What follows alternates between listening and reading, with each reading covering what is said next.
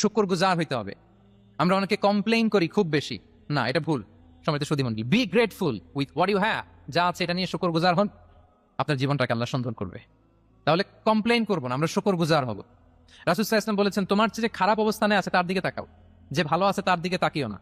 হ্যাঁ, যে ভালো আছে তার মতো আপনি হওয়ার চেষ্টা করবেন। আপনার গোল থাকবে, I am not talking about the goals and plans, your plan and goal should be bigger and bigger. But আপনি ও খুব ধনী, ও খুব ভালো আছে এটা দেখে কষ্ট পাবেন না, কারণ আপনি খেয়াল করেন যে আপনার চেয়ে অনেক খারাপ অবস্থানে আছে অনেকে, ওর দিকে তাকালে দেখবেন যে আপনার আর খারাপ লাগতেছে না। শেখ সাদি রাহিমাহুল্লাহ, বিখ্যাত কবি, নাম শুনেছেন না? ওনার একবার পায়ে দেওয়ার মতো জুতা ছিল না। কি ছিল না? সবাই বলুন, কি ছিল না? জুতা। উনি একবার রাস্তা দিয়ে হাঁটতেছেন, হঠাৎ দেখেন এক লোকের দুইটা পাই নাই। কি নাই?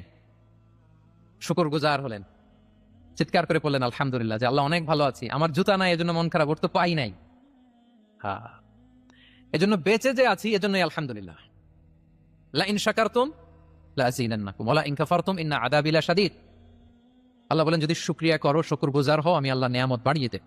যদি না শুকরি করো, জেনে রাখো আমার শাস্তি কঠিন। তাহলে বেঁচে যে আছি এজন্য কি পড়া উচিত?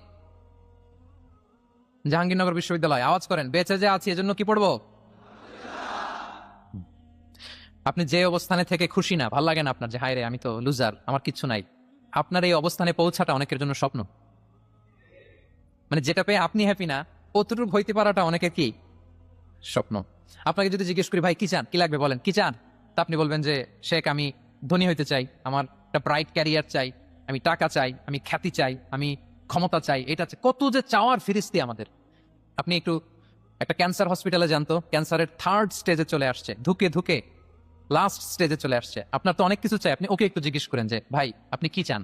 ও টাকা চায় না? ক্যান্সারের রোগী টাকা চাবে, খ্যাতি চাবে, ব্রাইট ক্যারিয়ার চায়। সে কি চায় বলেন তো একটু? সে একটু বাঁচতে চায়। যে ভাই তুমি কি চাও? বলবে আমি কিছু চাই না, একটু বাঁচতে চাই।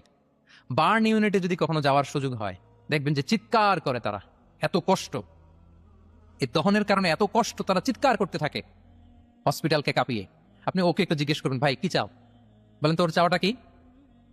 ও শুধু বাঁচতে চায়। কিন্তু ওই বেঁচে থাকা নিয়ে তো আমাদের কোনো ফিলিংসই নাই। আমরা যে বেঁচে আছি এটা যে শুকরগুজার হওয়ার অনেক বড় একটা কারণ, আমরা এরকম করে ভাবিই না। এজন্য সুপ্রিয় সুধী মণ্ডলী, আমরা যে বেঁচে আছি এজন্য আলহামদুলিল্লাহ। শুধু বেঁচে থাকার কারণে আমরা কি পড়বো? তাহলে গ্রেটফুলনেস, আপনি যদি ইসলামিক লাইফস্টাইলে নিজেকে অভ্যস্ত করতে চান, আপনার যেমনি অপটিমিস্টিক হইতে হবে, এট দ্য সেম টাইম আপনাকে কি হইতে হবে?